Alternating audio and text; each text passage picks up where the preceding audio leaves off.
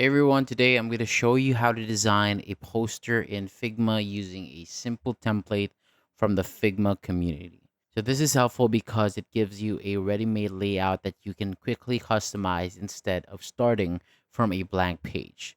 So first, open Figma in your browser or desktop app, and from the home screen, click the community tab on the left side. Use the search bar to look for the type of posters that you want, such as an event poster, minimal poster, or another style. So browse through the results and choose a design that matches your idea. Open the file and check the preview, fonts, layout, and any notes from the creator. And once you find a suitable template, click Open in Figma. And after the file loads, check the layers panel to understand how the design is arranged and select the poster that you want to use, copy it and paste it into your own Figma file. Now, replace the sample text with your own content, change the colors, swap the images, and adjust the spacing or alignment if needed. And make sure that everything looks clean and easy to read.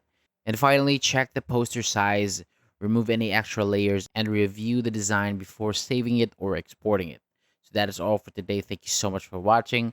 For more videos like this, hit the subscribe button below, and I'll see you on the next video.